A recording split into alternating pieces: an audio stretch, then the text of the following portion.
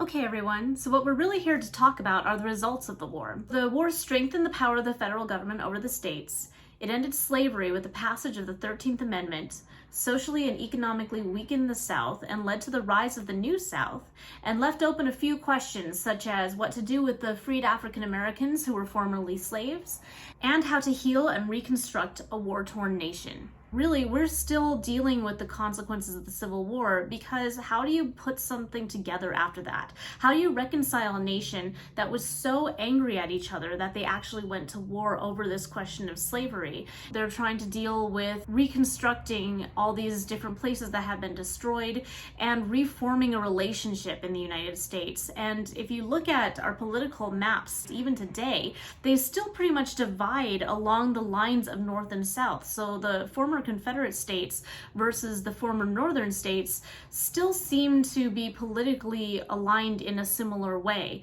despite the fact that the issues dealt with now are different from the issues that were dealt with then. So the Civil War is definitely a huge part of why America is the way it is. That's part of why we start this section of American history with the Civil War. The first half of American history is very much about America becoming a nation. So we start from pre-contact and we build up to the Revolutionary War and then up to the Civil War, because the Civil War was an attempt to redefine what America was. And after the Civil War, we kind of have to start over. The second half of American history goes from the Civil War all the way through to the present, because these are the issues that we're dealing with now. We've redefined what we are. We've looked back at our Constitution, and we're trying to live up to those ideals. All men are created equal, but that wasn't true at the beginning. In fact, some might argue it's still not true today. It's an ideal. Our journey as Americans is an attempt to live up to this ideal that we've enshrined in our Constitution and said that this is something that we want, and this is something that we want to strive for. So this doesn't mean America has failed. It means that we are constantly trying to live up to this high standard that we have set for ourselves. Not surprisingly, one of the first things that former slaves did as soon as they were able to was they started to try and reunite with families. The most horrible thing about slavery, among many horrible things, is just not having any control over your own life. Imagine if everything, all the decisions that you make in your life, were controlled by someone else. You are literally owned by someone else and they have complete control over you. And that means that they chose whether or not you could get married, they chose whether or not you and your children would stay together, where you're going to live. And a lot of families were torn apart by slavery. This didn't happen all the time. Of course, there were some families that stayed together, but they didn't have any control of whether that happened or not. And lots of families were, in fact, sold separately, if you want to use a commodity type term. They were considered commodities. And the South justified this in a lot of ways. They tried to claim that they were better off as slaves in America than they would be in Africa. This is definitely not true. No one is better enslaved than free. That's just not the case. They tried to claim that slaves were treated better than workers in the North. Workers in the North were treated really badly, but they weren't slaves. The difference here is that workers in the North still had control over their families. They still had control over their lives. Slaves had none of that. A lot of times children would be torn apart from their parents. Husbands and wives would be sent to different places. And husbands and wives is kind of a relative term because there wasn't any legal way to get married for slaves. So what they had were kind of makeshift marriages. With the approval of the person who owned them, they were allowed to have a type of marriage ceremony which involved jumping over a broomstick together, but they weren't recognized legally as married. So one of the first things they did right away was look for family members and make those marriages legal. Because once the 14th Amendment granted them the same rights of citizenship as anyone else, then they were able to get married. And so a lot of people who had been married for years in this slave system went and got legally married. They were also trying to test their freedom to move around, because when you've been controlled all your life and told where you're going to live, a lot of of times it's not really that they would prefer to live somewhere else necessarily, it's just that they've never had the chance to try it. But there was also a question of how freedmen were going to be treated under this new system. Racism didn't evaporate overnight. This was a system in which Black people had been subservient for generations in the South. So how is the South going to handle that? How is the South going to treat African Americans? There's also a question of how they would make a living, because most people weren't willing to pay African Americans the same thing that they would pay white people. On one hand, this did allow them to get jobs because the owners of companies knew they could pay them less, and they took advantage of that to keep their own costs down.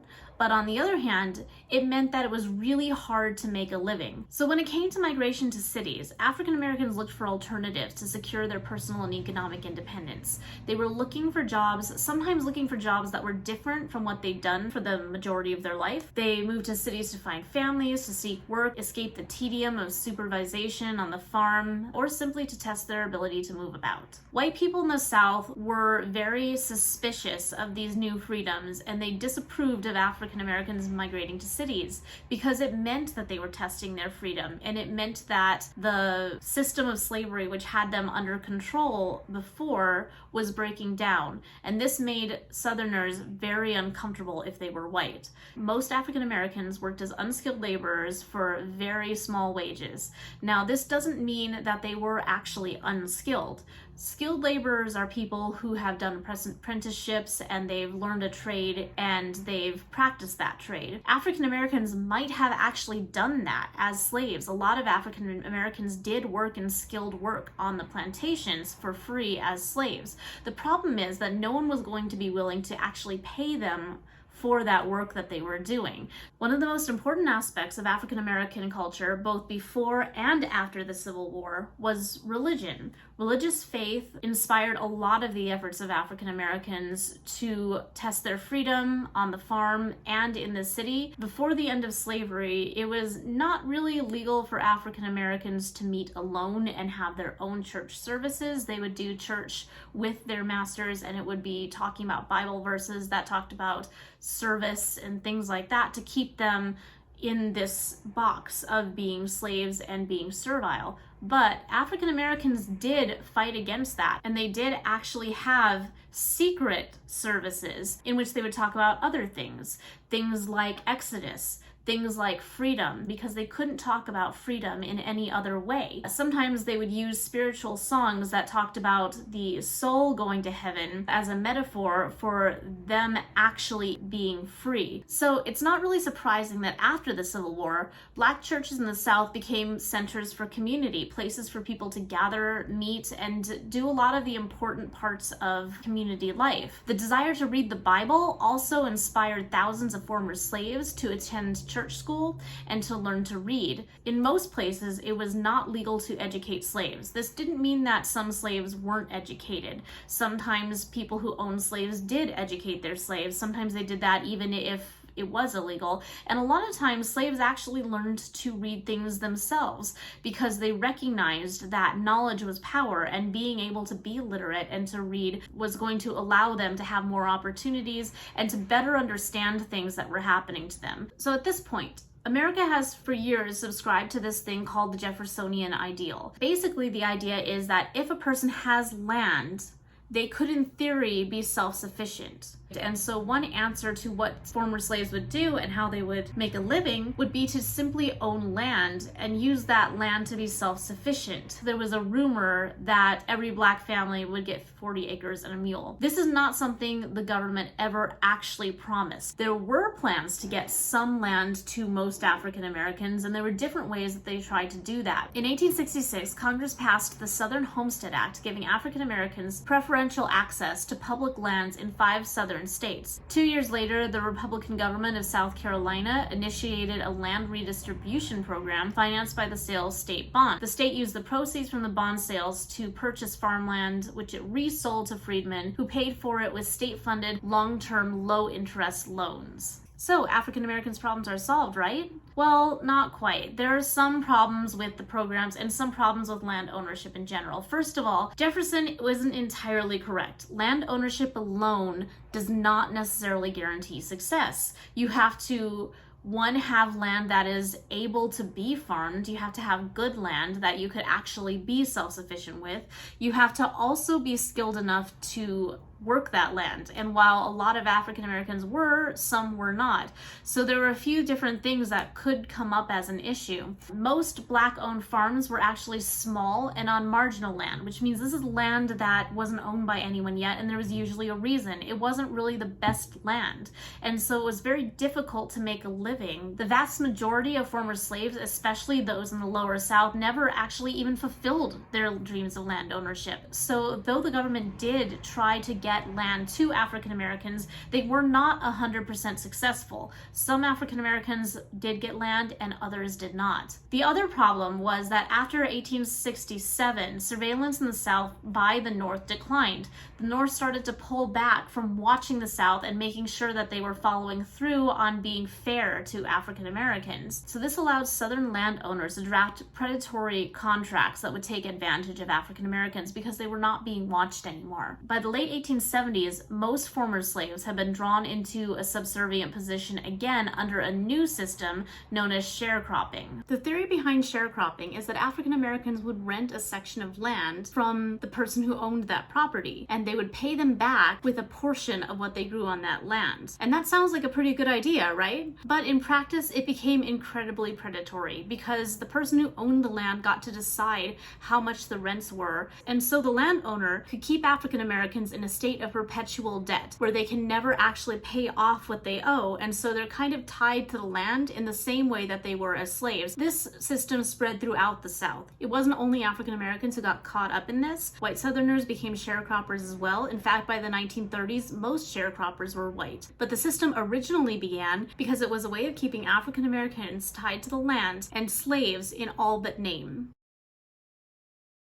One of the other main questions was, how do you bring the former Confederate states back into the Union after so much bloodshed, violence, and disagreement? There was a lot of hostility by both the North and the South towards the other. Lots of people had lost family members, lots of people had fought. So there was just bad blood within the United States between the North and the South. Should people who fought against the United States be allowed to become citizens, or should they be punished? Technically, they committed treason. They took up arms against the United States. What should be done about the Southern state governments that fought against the United States? So this led to a couple different ideas about how to handle Reconstruction. And the first idea we're going to talk about is presidential Reconstruction. Presidential Reconstruction was pushed forward by Lincoln and later Johnson. It viewed Reconstruction as a reconciliation and not as a punishment. They wanted to just get the South back into the Union as quickly as possible and make it easy for the states to rejoin. One way that they did that was through the proclamation of amnesty and Reconstruction. This meant that the defeated states just had to accept the abolition of slavery, and new governments could be formed if only 10% of those eligible to vote swore allegiance to the United States. 10%, that's not very much. However, other Republicans in Congress, known as radical Republicans, were very much against this. They wanted the South to be punished for the war. They claimed that the South had committed treason and that they should not just be let off the hook because it might encourage something like this to happen again. Meanwhile, in the South, they were still trying to hold on to the pre-Civil War order of society. One of the ways they did this was through something called Black Codes. These were laws that were passed by Southern states to reduce the condition of freedmen and make it as close to slavery as possible. So they wanted to maintain the structure of slavery, but without the name of slavery. So let's talk about the major political parties of the Civil War, because this is something that's come up a lot, especially recently. The Democratic Party was in both the North and the South. Democrats in the North were pretty much against slavery in the same way that Republicans in the North were. Democrats in the South were pro-slavery. This was a very national party. The Democrats believed in limited power of the federal government. Does that surprise anyone? What's the party that we generally associate with that today? The Republican Party, right? Today's politics are different. We have to remember that these parties have shifted a lot over time. It's not quite so simple as they just switched places, but there are a lot of ways that they have switched, and this is one of them. They also believed in Jeffersonian principles. That's the idea that land makes one self-sufficient, and they were also open, or at least more open, to immigration than Republicans were. They supported the Fugitive Slave Act. This was something that was very divisive in the North. It meant that northern states had to return slaves to the South if they escaped from slavery. And so in this way, it kind of forced northern states to support the system of slavery and uphold it, and they felt that this violated their right to expel slavery from their borders. They also called for Congress to resist all attempts at renewing in Congress or out of it the agitation of the slavery question under whatever shape or color the attempt be made. And the reason is because the Democrats were pretty split on this. It was a very controversial issue. People on the Democratic side, especially in North, say they're not going to approve or disapprove of slavery. They're just going to try and let the states decide on their own as far as whether slavery should be acceptable or not. They also called for westward expansion by right as well as imperialism in the Atlantic. Meanwhile, let's talk about the Republican Party. This was a brand new party that had just formed. There were other parties that were called Republicans or Democratic Republicans before, but this was a different party, completely different. So the new Republican Party opposed slavery. They were formed as an anti-slavery party. They also opposed immigration. And one of the other things that they wanted to do was get rid of obstacles to voting rights, such as tests. And the reason for this is because African Americans, just after the Civil War, started to vote Republican because they were finally allowed to vote with the 15th Amendment, and they were going to vote for the side that had fought for their rights. And at that point, it was the Republican Party. So with all these new voters voting Republican, the South started to come out with ways to try and prevent African Americans from voting. And one of them was something like a literacy test. Like I say, it was illegal to teach slaves in many states to read. And so many African Americans could not read. This meant they were less likely to be able to pass a literacy test. And so it was a way of ensuring African Americans didn't vote without specifically saying that they weren't allowing African Americans to vote. Republicans, understandably, wanted to get rid of this, not just because it violated the rights of African Americans, but also because it took away the power of some of their voters. The only proven conspiracy when it comes to the death of a president was that of President Lincoln. On April 11th, President Lincoln addressed a large crowd at the White House balcony and spoke briefly on his plans for Reconstruction. We have no idea how Lincoln would have handled Reconstruction going forward because he didn't have the time to do that. On the evening of April 14th, which was Good Friday, as if Lincoln couldn't get any more Christ-like in the American imagination, the president went to Ford's Theater in Washington to view a comedy called Our American Cousin. That's where he was assassinated. John Wilkes Booth, who was an actor, so he had access to the stage, came up to Lincoln's booth, shot him, and then launched himself over the balcony edge onto the stage and yelled "Sic Semper Tyrannis" and ran off. The problem is that he had actually broken his leg jumping onto the stage, so he kind of limped off as quickly as he could. You'd think that the South would be happy about this. It's not like they liked Lincoln. They had never liked Lincoln. In fact, they seceded because he became president. But the assassination of Lincoln was concerning to a lot of people in the South at the same time because they at least knew his direction for Reconstruction, and there were other forces, the radical Republicans, that they feared more. So there was some mixed reaction to Lincoln's assassination in the South. I highly encourage you to watch the video that's in your PowerPoint because it tells you a little bit more about the death of Lincoln and the capture of John Wilkes Booth and the other people who were involved.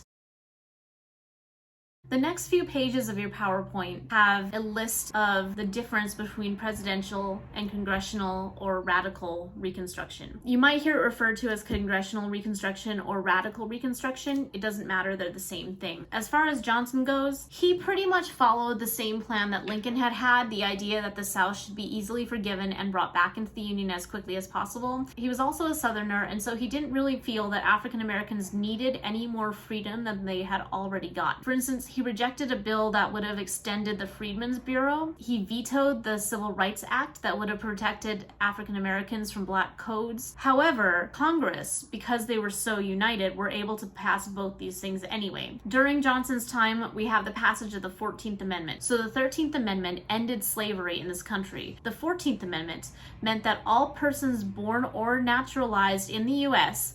are citizens and shall not be deprived of life, liberty, or property without due process. This did not just apply to African Americans, this applies to everyone. However, the intent was to make sure that African Americans, having been born in this country, were granted the full rights of citizenship. So some of the things the South did was that they began military reconstruction by dividing the South into 5 military districts. They passed the Command of the Army Act in 1867, which required the president to issue all orders to the Army commanders in the field through the General of the Army in Washington, D.C., who was Ulysses S. Grant. Johnson, at this point, was very unpopular in Congress because he was just very oppositional towards radical Republicans, and he was not giving African Americans the rights radical Republicans thought they should have and that they deserved. So to put a check on Johnson, radical Republicans placed on him the Tenure of Office Act. This prevented Johnson from firing cabinet officers sympathetic to congressional reconstruction. Johnson removed Edward Stanton in February of 1868, which violated this Tenure of Office Act. He also replaced generals in the field who were sympathetic towards radical reconstruction.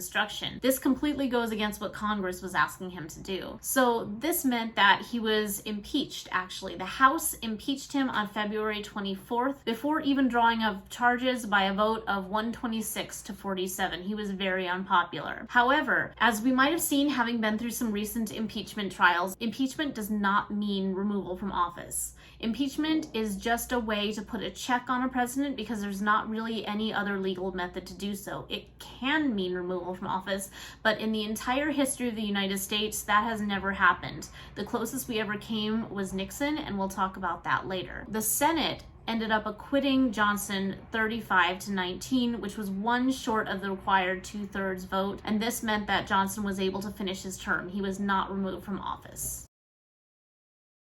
When it came to political rights for African Americans, the 13th Amendment abolished slavery, but Johnson was reluctant to support anything more than that. Meanwhile, radical Republicans definitely supported the 13th Amendment, but they also pushed through the 14th Amendment, which meant citizenship and equal protection under the law for African Americans, and the 15th Amendment, which was the right to vote. So obviously there are some problems that developed with Reconstruction. Under Lincoln and Johnson, black codes restricted the rights of African Americans who'd newly been freed in the South, and many southern states refused to ratify the 14th Amendment with no effort to help freedmen. These failures contributed to support of radical Republicans because the North felt robbed of their victory. They felt that if things were just going to stay the same in the South, why did they fight a war to end slavery? Meanwhile, suffrage itself was also a conflict not just for African Americans, but the idea of universal suffrage. For instance, the women's movement actually grew out of the abolition movement, and the women's movement supported the right of African Americans to vote, and they also supported the right of votes for women. The 15th Amendment prohibited race-based voting rights for men, but also left room for literacy tests and non-racial requirements. So as long as they were excluding people based on something other than race, they could still exclude people. And so the South just started coming up with things that would be specifically focused on African Americans without explicitly mentioning race. For instance, a literacy test, because many African Americans couldn't read at that time. Or the grandfather clause. This meant that if your grandfather could vote, then you could vote. If your grandfather could not vote, then you could not vote. This obviously targeted African Americans because whose grandfather was likely to have voted? African Americans' grandfathers, being slaves, were not allowed to vote, which meant that this excluded African Americans without explicitly mentioning race. Despite the women's movement's support of African Americans voting, when the 15th Amendment was actually drafted, women's rights advocates such as Elizabeth Cady Stanton and Susan B. Anthony actually opposed it, not because it allowed African American men to vote. They did want that. They just expected that that amendment would also include women, and it did not. In fact, not only did it not include women, it specifically excluded women. It was the first time that the word male had actually been used. Male at that time specifically referred to people of the male gender, whereas the word men could be ambiguous. Men could refer to actual males, but it could also refer to humanity in general. The idea that this amendment excluded women specifically by using the word male actually meant that it was going to be harder for women to achieve suffrage and split the women's movement. So half the women's movement opposed the 15th Amendment on the basis that it included the word male, and the other half accepted it because it at least gave them what they wanted as far as African Americans voting, and thinking that maybe in the future they'd extend that to women as well. But Elizabeth Cady Stanton and Susan B. Anthony knew that it was going to take a lot longer now to get women the right to vote because of that specific wording of male. The two sides that it split into were the National Women's Suffrage Association under Stanton and Anthony, and the American Women's Suffrage Association that actually supported the 15th Amendment. So there had been a lot of slaves in the South, which meant that in some states, African Americans actually constituted a majority, like in Alabama, Florida, and South Carolina, Mississippi, Louisiana. These are places where the majority of people were actually African Americans, former slaves. So them being able to vote really changed the game for who was going to be elected. And there was a brief period in the South where they were able to do this, and some black men were even elected into their state governments because they constituted this majority. This was a brief window that closed as soon as the South was able to get more and more restrictions placed on African Americans to curtail their voting rights. Now, the South reacted badly to people from the North coming down and joining in Reconstruction. So there are two terms that I want you to remember. One of them is scalawags. These are Southern whites, mainly small landowning farmers and well-off merchants and planters who supported the Southern Republican Party during Reconstruction for diverse reasons. The other disparaging term that they used was carpetbagger. A carpetbagger is a pejorative term used to describe northern transplants to the South, many of whom were Union soldiers who stayed in the South after the war. These people were looked down upon in the South as well. White people found ways to resist some of the efforts in the South. Civilian rule returned to the South by the end of 1870 after the military Reconstruction ended. Democrats replaced Republicans in many Southern states, and they bragged about bringing around a redemption of the South. This came about through violence, intimidation, and fraud. Racial violence was one of the most powerful tools in the Southern arsenal. Terrorist groups formed in order to prevent African Americans from exercising any of their new freedoms. The most well-known one of these was the KKK, or the Ku Klux Klan. This is perhaps the most prominent of the vigilante groups that terrorized African Americans in the South during Reconstruction,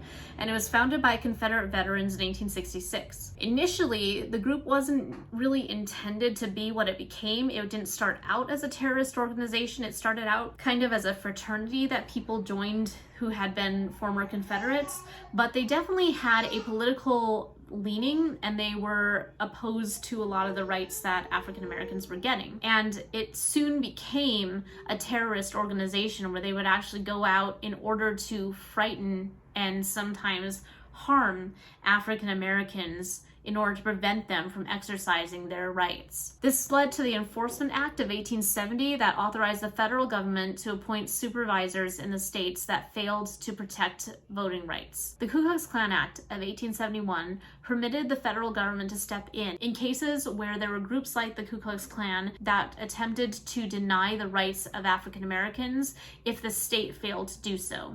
This is because a lot of times with things like the KKK, people knew who were involved in that, but they looked the other way. So this gave the federal government the ability to step in and take care of this if they needed to. So the next president after Johnson was Ulysses S. Grant, who had been a general during the Civil War, and he was a very good general, very good military commander. Unfortunately, he didn't do as well as a president. Johnson had lost a lot of support after the impeachment, which basically paved the way for Grant to become become the next president. He was a moderate Republican, and he won a narrow victory against his opponents. Even though they could not vote, Black women got very involved in this election and exercised their political freedom in the best way they could by campaigning for Grant. The problem was that a lot of things happened after Grant became president that he was not able to deal with and caused some upset to Reconstruction. Racial concerns became less important to Republicans over time, especially with the Panic of 1873. A series of bad railroad investments forced the banking firm of J. Cook and Company to declare bankruptcy. This led to smaller banks beginning to close, and the stock market started to plummet. Thousands of businesses were shut down, thousands of Americans were unemployed, and so it was more difficult for people in the North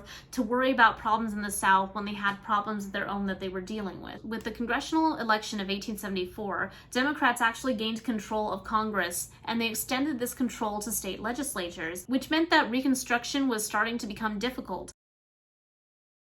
Eventually, all this led to the end of Reconstruction, and this came about with the Compromise of 1877. The presidential election of 1876 was between Rutherford B. Hayes and Samuel Tilden, and there was a dispute between who actually won the popular vote. Can anyone guess which state it was? Florida. We will see this again when we talk about the election of 2000. But it was kind of clear that Tilden probably won the popular vote, but the Democrats decided to strike a deal. If the North agreed to end Reconstruction and leave the South, they would allow Rutherford B. Hayes, the Republican candidate, to be the president, which meant that it would effectively end Reconstruction in the South. The South would agree to follow the Reconstruction amendments, but they were free to interpret them as they wished, which meant that they could freely take away rights from African Americans as long as it wasn't due to the fact that they were African Americans, at least on paper. So Hayes won the election with concessions. He had to pull federal troops out of the South. They needed to provide patronage for Southern politicians, and the South got to decide on how they would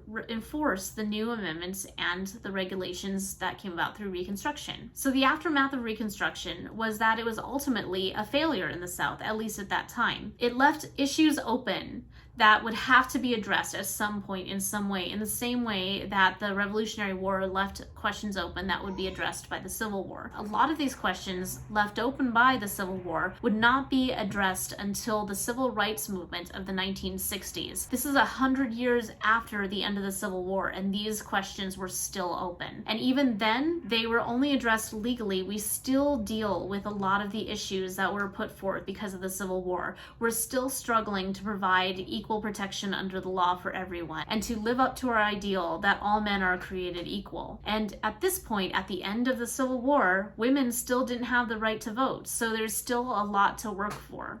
And we'll cover all of that in future videos. Thank you.